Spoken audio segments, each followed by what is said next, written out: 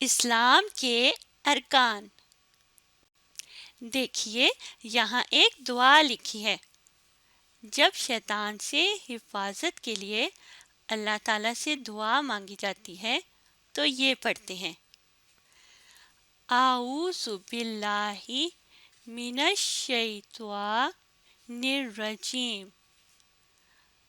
میں دوبارہ یہ دعا پڑھتی ہوں، اعوذ باللہ من الشیطان الرجیم۔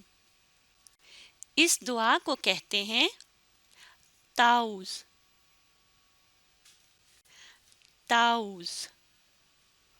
اور جب کوئی کام شروع کرنے لگیں تو اس سے پہلے پڑھا جاتا ہے بسم اللہ۔ پوری دعا کیا ہے؟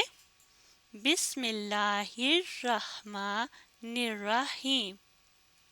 میں دوبارہ یہ دعا پڑھتی ہوں، بسم اللہ الرحمن الرحیم۔ اور اس دعا کو کہا جاتا ہے تسمیہ۔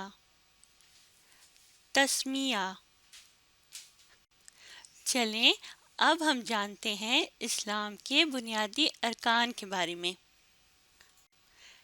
یہ ارکان 5 ہیں، آئیے پڑھتے ہیں۔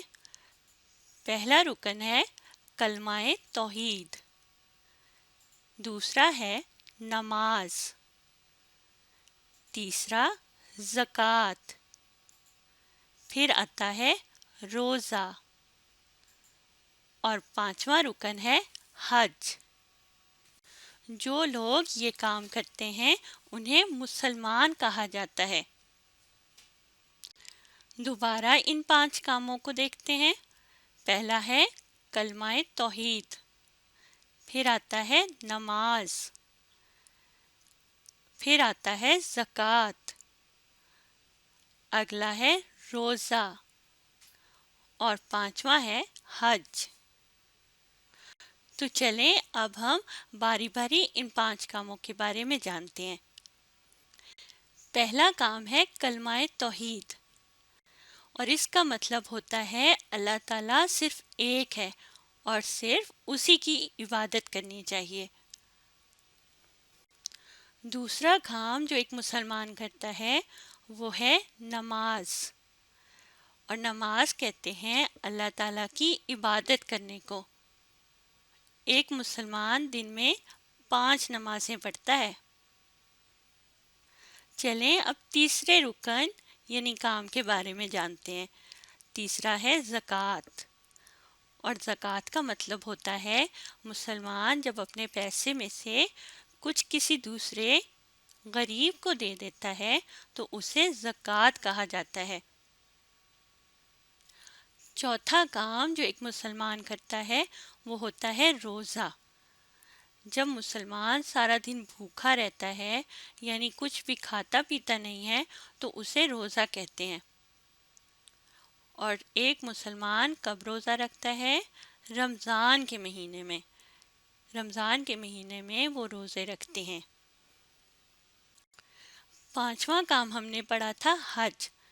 اب جانتے ہیں کہ حج کسے کہتے ہیں۔ حج کہتے ہیں جب خانہ کعبہ، جیسے یہ دیکھیں یہ ہمیں خانہ کعبہ نظر آ رہا ہے، یہ سعودی عرب کے ایک شہر مکہ میں ہے۔ لوگ اس کے گرد چکر لگاتے ہیں اور یہاں پر بہت سی عبادتیں کرتے ہیں، اسے حج کہتے ہیں، اور حج ایک خاص مہینے میں کی جاتی ہے۔ تو ہم نے ان 5 کاموں کے بارے میں جانا کہ ایک مسلمان یہ 5 کام کرتا ہے۔ کون کون سے کرتا ہے؟ کلمہ توحید، نماز، زکوٰۃ، روزہ اور حج۔ اب آپ نے اس ویڈیو کو دوبارہ دیکھنا ہے اور اس کی دہرائی کرنی ہے۔